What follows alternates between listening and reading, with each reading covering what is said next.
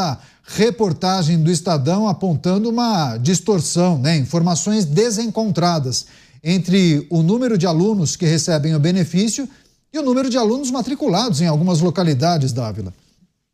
É mesmo, Caniato. Boa noite a você, ao Beraldo, ao Mota e à nossa querida audiência. Olha, a medida mais importante que o governo precisa adotar é a digitalização dos seus bancos de dados. É inacreditável o que existe de fraude nos programas do governo. E não é desse governo, não, é de vários governos. Fraude no BPC, fraude na Previdência, fraude não ajuda nesse pé de meia, fraude em tudo, saúde, tudo tem fraude. Por que tem fraude?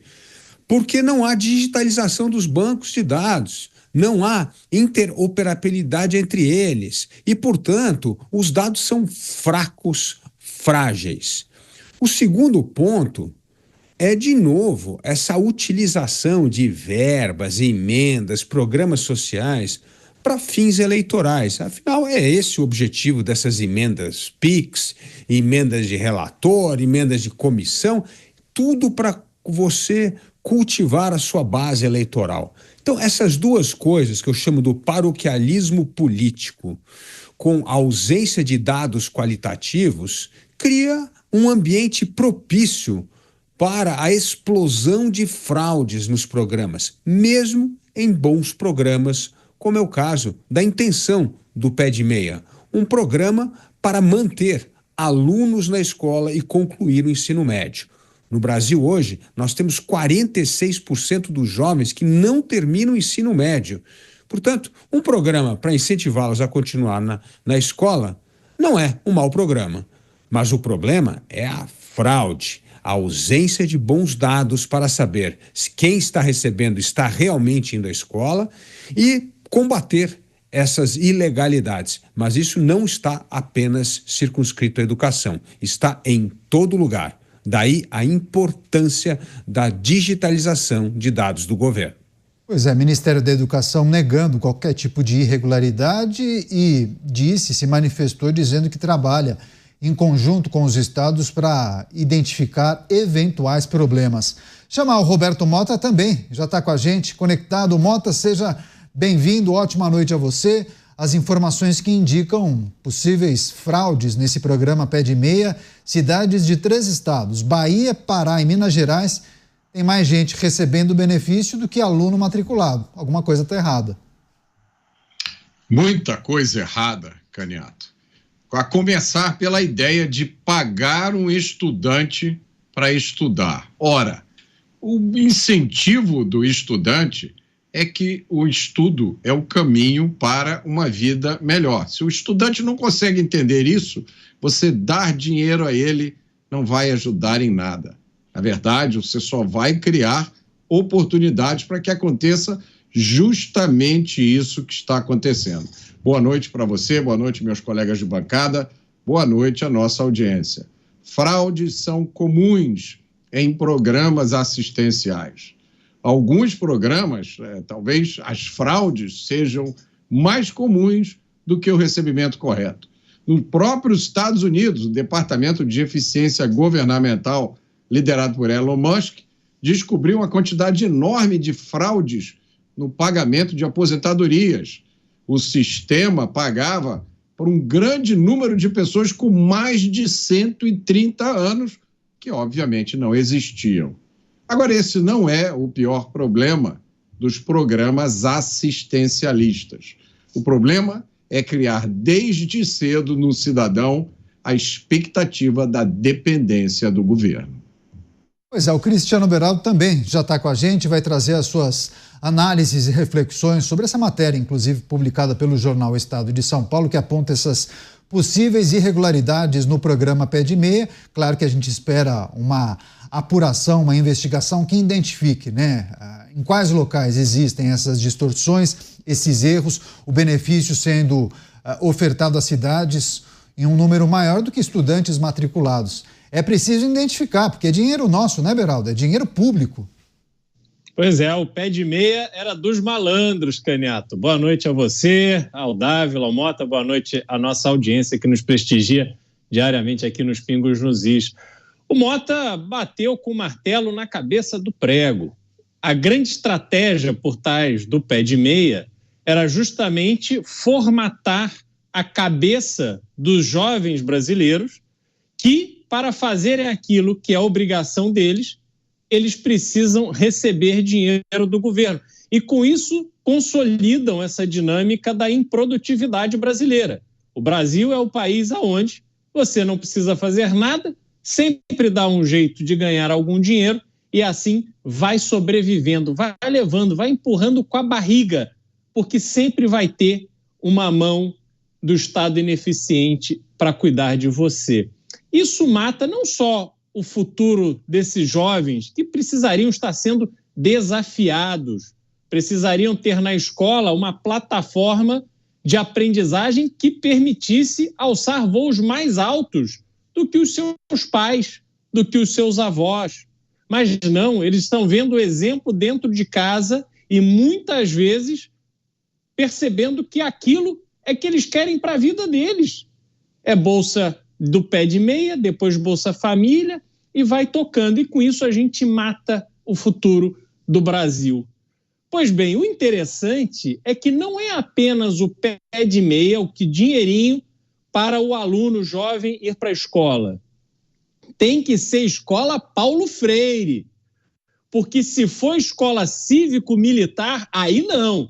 Aí tem reação, tem protesto, ação no Supremo Tribunal Federal, manifestação na Paulista, tem de tudo. Não pode ser cívico-militar, tem que ser Paulo Freire, que é para continuar com esta visão limitada do mundo e achando que o certo é viver de esmola.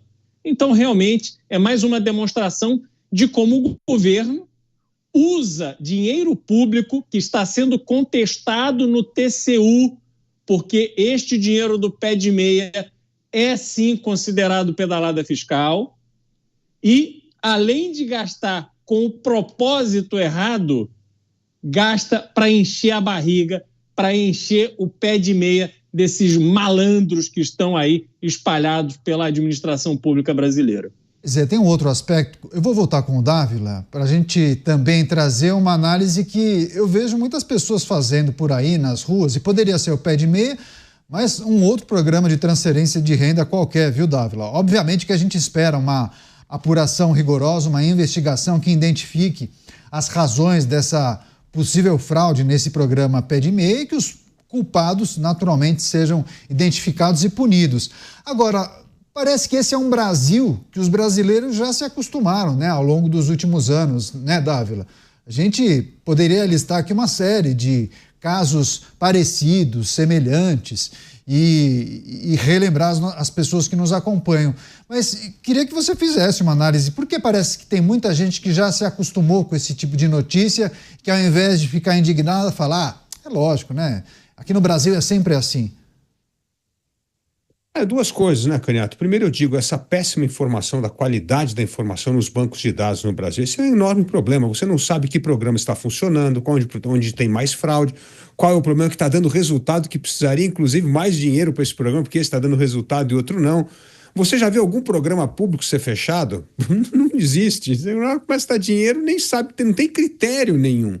Então, a história de ter digitalização do governo, aliás, um projeto começou muito bem feito no governo Bolsonaro, e eu me lembro que na época era o Paulo Ebel que tocava esse projeto de digitalização do governo, mas isso precisa avançar muito mais, porque o que acontece? Cada um cria o seu sistema para não conversar com o outro, para você ter poder sobre um feudo de dados da sua pasta e não conversar com o outro. Então você não consegue fazer o cruzamento de dados. E aí morre o problema da fraude. Então, primeiro, nós precisamos avançar com a digitalização do governo. Segundo, é preciso ter critérios de mensuração do impacto desse problema, se o programa está dando resultado ou não. Porque se não tiver uma régua para mensurar, um critério para mensurar se um programa funciona ou não, você não sabe o que está funcionando ou não, o que é fraude, o que é programa ineficiente e qual é o programa que está dando resultado. Então, e o terceiro ponto, que hoje a educação Fundamental 1, Fundamental 2, ensino médio, ela está basicamente nas mãos dos estados.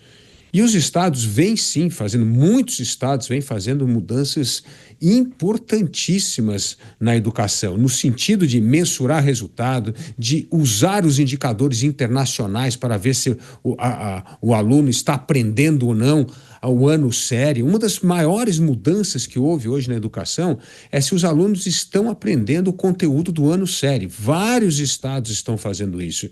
E isso é de enorme importância para combater esse analfabetismo infantil, que hoje 60% das crianças não estão devidamente alfabetizadas aos 8 anos de idade, essa evasão do ensino médio, que é muito preocupante, porque, Caniato, se a pessoa não tem nem o ensino médio concluído, qual é o trabalho que ela vai ter na frente? Qual é a perspectiva de carreira? É zero. E outra coisa, os trabalhos que hoje existem para essa turma de baixa qualificação vão acabar, nós sabemos. Então, estão com os dias contados. Trabalho de motoboy, essas coisas aí, a gente sabe que na hora que essa geração, quando tiver 15 anos, vai ter 25, não tem mais esse tipo de emprego. Então vai ser uma destruição de empregos de baixa qualificação. E se você tem mais de 40% dos jovens fora da sala de aula, nós estamos condenando uma geração a viver a vida inteira baseado em programa social assistencial, porque ela vai fazer o quê? Como é que ela vai viver? Como é que ela vai sobreviver? Então, nós precisamos focar com seriedade na digitalização de dados e, principalmente, na eficiência do aprendizado das crianças e dos jovens. Caso contrário, nós vamos ter um problema social de magnitude impensável, com uma população envelhecendo rapidamente e uma baixa escolaridade, o que afeta a produtividade e a perspectiva de empregos futuros. Pois é, inclusive a nossa audiência lembrando também de um caso relativamente semelhante, né? O dinheiro público que era destinado a algumas organizações não governamentais que deveriam promover entrega de marmitas a comunidades carentes, e aí uma reportagem, salvo engano, também do Estadão conseguiu identificar que boa parte dessas refeições, dessas marmitas, não eram entregues. Enfim, uma investigação está correndo também, acredito, no âmbito do Tribunal de Contas da União. Jamal Mota, só para fechar, passar a régua nesse tema, porque claro que se nós tivéssemos um sistema informatizado, né, a possibilidade de cruzar todos os dados, as informações, identificar o número de alunos, se esse sistema fosse unificado, seria muito mais fácil você verificar se há fraude ou não. Mas vai além disso, né, Mota? Claro, tudo tem dois lados. Esse sistema unificado, ele vai na direção contrária da federação. Eu sou a favor de que cada estado tenha o seu sistema de educação, eu sou a favor de que cada escola tome as suas decisões a respeito do currículo, do que deve ou não ser ensinado, e eu, como pai, escolho a escola onde eu quero colocar o meu filho. Por exemplo, eu quero uma escola que ensine matemática financeira. Matemática financeira não está no currículo das escolas brasileiras, porque o Estado brasileiro acha que não é importante você saber calcular juros, você saber calcular a prestação do financiamento. O Brasil ia ser muito diferente se todo mundo fosse alfabetizado financeiramente. Então, eu sou a favor da descentralização. E não há solução mágica, não há solução tecnológica quando a intenção de determinadas pessoas é fraudar desde o início. Eu acabei de citar aqui o caso dos Estados Unidos da América. Provavelmente a nação mais avançada tecnologicamente do mundo estava pagando aposentadoria para pessoas com 140, 150, 160 anos de idade. Bastou um grupo de jovens sob a batuta do Elon Musk gastar 10 minutos ali, eles descobriram essa fraude. Por que essa fraude não foi descoberta antes? A resposta é óbvia, porque tinha gente se beneficiando dela que tinha ligação com políticos. O segredo, meus amigos, é tirar o Estado dos espaços onde ele não pertence. Aqui no Brasil, o segredo em relação a esses programas assistenciais é acabar com programas assistenciais cuja única finalidade é eleitoral. Esse pé de meia ele me causa, assim, um horror. Eu não entendo como tem gente que aplaude isso, porque isso... O que o governo fez? Ele incluiu mais uma matéria no currículo escolar, chamada dependência do Estado. Você está ensinando desde cedo ao jovem brasileiro que o Estado vai cuidar dele, vai dar um dinheirinho para ele. O que ele precisa fazer? Ele só precisa cumprir com aquilo que é sua obrigação. É interesse dele estudar e progredir de vida. Então é lógico que o aspecto eleitoral disso sempre vai prevalecer enquanto nós não mudarmos essa mentalidade. Isso, meus amigos, não há banco de dados, não há tecnologia que resolva, porque é um problema de mentalidade. Ricardo escreveu, episódios como esse são muito recorrentes por causa da impunidade do Brasil. Obrigado, viu, Ricardo? Mas, Beraldo, só para fechar, esse é um bom ponto trazido pelo Mota, né? O hábito da transferência de renda, ou esses programas em que você ajuda, de alguma maneira, as pessoas de uma classe mais simples, muitos entendem que tem um viés positivo, lógico, principalmente aquelas pessoas que não têm dinheiro para comprar comida. Mas tem aquela situação que você desestimula o camarada, a pessoa a correr atrás do seu, né? Construir a sua própria sorte. Muitos acabam se acostumando e mesmo que encontrem um emprego, vão optar talvez em trabalhar de maneira sem o registro, de maneira informal, para continuar recebendo aquele benefício do governo. Tem esse lado também, né? Não, essa é a realidade consolidada no Brasil hoje, de norte a sul do país.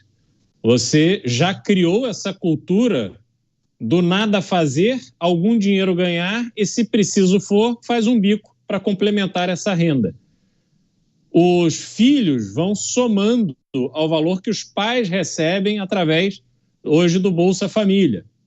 E aí, o pé de meia colocava os filhos como geradores de dinheiro para si próprios. Então, você vai criando toda essa dinâmica onde as pessoas, elas, além de terem uma educação de nível muito ruim, elas ainda saem de lá com esta mentalidade da dependência do governo, da dependência do Estado consolidada. E as fraudes, isso a gente está falando de um aspecto, que é o aspecto do curso do dinheiro. Só que aí vem um aspecto da fraude, Caniato. A gente precisa lembrar também que só na distribuição do auxílio emergencial durante a pandemia de Covid-19, o TCU chegou a falar em mais de 50 bilhões de reais de dinheiro desviado. Então, a diferença ali é que você tinha a fraude no cadastramento dos beneficiários. Aqui você está falando de alunos que estão matriculados no sistema público de ensino. Como é que pode ter fraude? É o reconhecimento que o Brasil vive nessa escuridão. O Dávila falou muito bem, quer dizer, digitalização da gestão governamental tem que ser essencial. Nós não podemos, num país que, quando você vai pegar a certidão de nascimento de uma criança, já vem com o CPF, e o CPF você usa para absolutamente tudo, como é que você não faz os devidos registros? O CPF quando nasce, o CPF quando entra na escola, o CPF quando está trabalhando, o CPF quando morre, na certidão de óbito. Você faz todo o ciclo de acompanhamento, mas o governo não investe nisso. O governo investe em tecnologia para poder monitorar o quanto as pessoas estão gastando no Pix e colocar no lombo do brasileiro que ganha até R$5.000 ou que movimenta até R$5.000 no Pix, imposto, tributo. O problema é o foco, o problema é a prioridade, Caniato. O problema não é falta de dinheiro, não. É o dinheiro mal gasto e a execução de um plano de manutenção da população brasileira na pobreza, na ignorância e na dependência. Não tem como esse país dar certo.